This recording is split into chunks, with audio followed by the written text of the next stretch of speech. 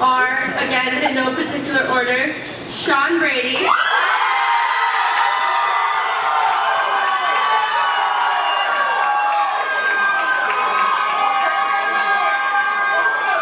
Adrian Regan,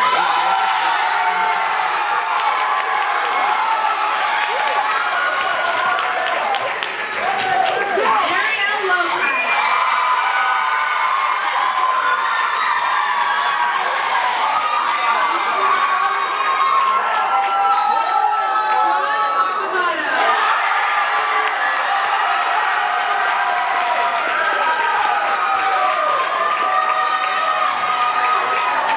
Stephen Padua,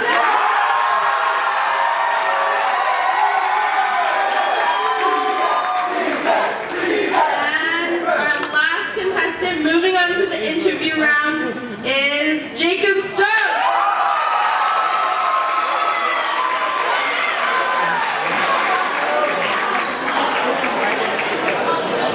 Amazing. Now let's get one more round of applause for all of our amazing contestants.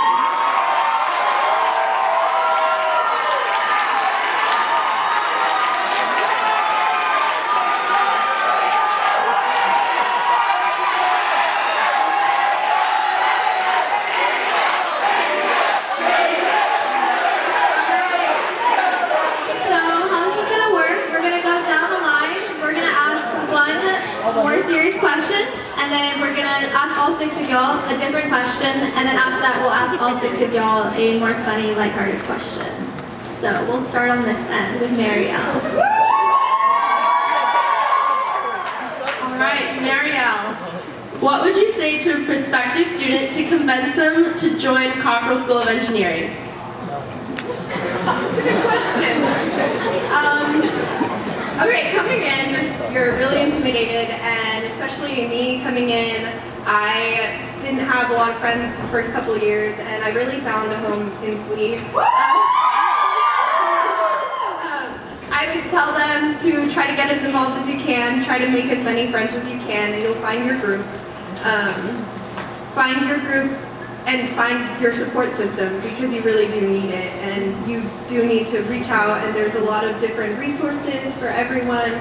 I'm actually part of an initiative that we started in SWE that it helps our undergraduate, the freshmen and the sophomores, get to know the resources around campus and start initiatives that they want to change on campus. So there's a lot of opportunity out there for prospective students to grow and learn a lot about themselves and learn a lot about the community and how to change it. Thank you so much.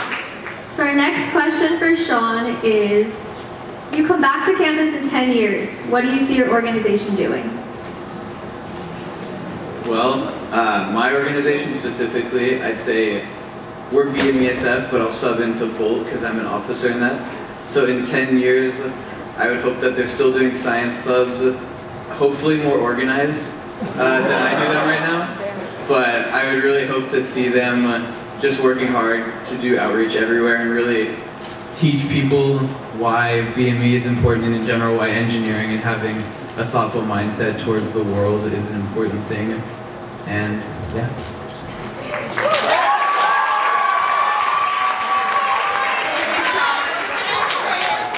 Alright, for Adrian, why does your organization compete in E-Week? Yeah, so basically our organization, we compete in E-Week because even though we're a small org, we always we see that we are growing, and each year I'm really proud that we see growth not only in our numbers but in our motivation in our members overall. And that's what I really like, because last year we didn't really have that many members. Honestly, our officers outnumbered our members, but even when I saw that, I was like, dang, I really hope this grows, and I'm actually thankful it grew, because this year we got so many new freshmen. We got not only engineering majors, but also business majors, chemistry majors or math majors, stuff like that. But my point is, we welcome everyone, and the fact that we got more people into our organization, even though it is an engineering org, we like to welcome anyone and just have that community to help transition between high school to college, because we all know, even though you will go into college having so many friends, we're still, we're also kind of like seeing where we are in life and how we transition into life overall in our college career. And with SACE, that really helped me figure out where I was, and I really want to stick with SACE no matter what. I'm with it all the way, and I'm glad that they're with me.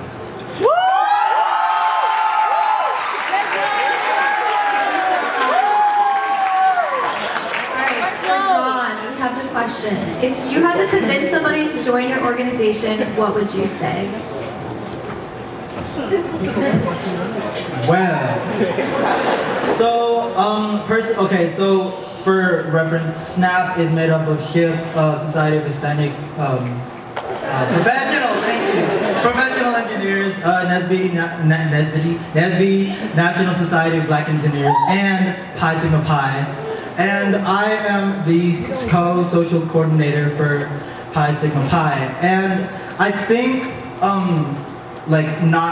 we are a minority engineering organization, but not only that, we are an extremely inclusive environment, no matter if you're a minority or in the majority, if you're an engineer major or a non-engineer major. And I think we stress that we're just, this goes for KIP and SB too, but we stress that we are a family and we're all cool with each other and we're all friends.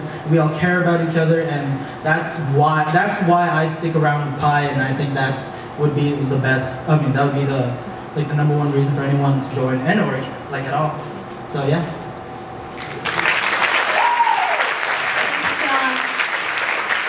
Alright, this one's for Steven. What is one damaging stereotype associated with engineers, and what steps could we take to fix it? All right, so this is a really interesting question because I transferred into mechanical engineering. There was already a set type of stereotypes, like we're all good at math. Something that would fix that, be better at math. But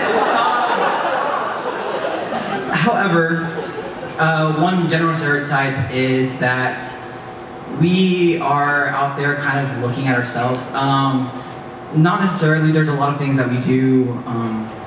We're not, I hate to say it, we're not business majors, snakes and stuff. So, but we do stuff for the greater good. So civil engineering does a lot of infrastructure, and environmental does all this other stuff that's really great, sustaining the environment. But the fact is that engineers are just a wholesome society where we create stuff, we make stuff, we put it on the ground or we put it in the air, and boom, we advance society. So coming into this as a physics major and then transferring into mechanical engineer, the stereotype that I saw the most was that actually, I didn't see a lot of stereotypes. Other than we're good at math, I think generally we are good at math, so yeah.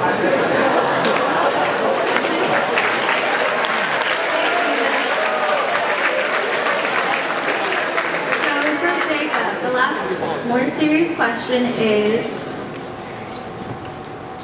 who in the Koppel School of Engineering has played the biggest role for you during your time here? So this one is a little bit of a complicated answer, but I'm really involved in campus. I put a lot of time into student orgs, whether it's Student Engineering Council, UAB, or IEEE. These people are support systems for me. But to be completely honest, the people who have been there for me the most are my roommates. And so I'm lucky to live with 3 other ECE majors in my condo right now, and we're all together. And they're there for me when things are really bad. Because on the surface, I might be really happy in orgs, I might go out there and attend all the events, but sometimes it's really taxing on me, and sometimes I just am not 100% there. And so when I get back and I talk to these people that I really care about, they can see the true sides of me and all of me, because we don't show all of ourselves to everybody all the time, and that's something that we have to live with. Whether it's in your classes or at work, you're switching gears to fit with that type of society because that's how you succeed, and that's just part of life. But there are some people that you open up to entirely, and you share them all the highs and lows, all the failures, everything that brings you up to the next part. And so my roommates, they have been the most important part of my interpersonal development here at UT Austin.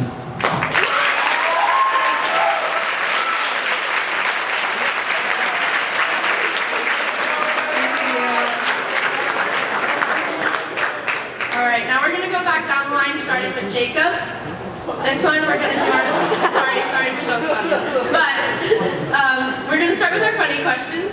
So Jacob, you've been given an elephant. You can't give it away or sell it. What would you do with the elephant?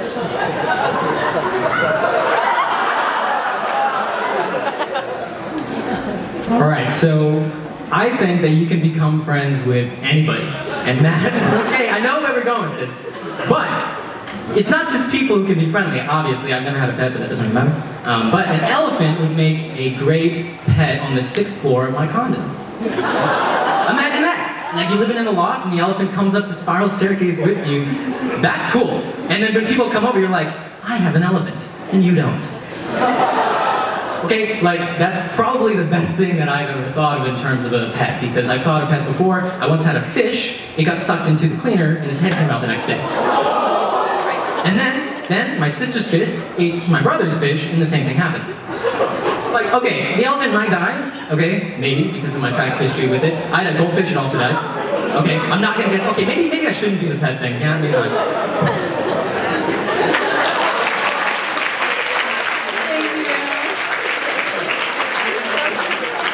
So, Steven, if you were a pizza delivery man, how would you incorporate a cat into your job? Wait, this is a really difficult question because I am kind of allergic to cats. So like, okay, as a pizza delivery man, how do I put it in my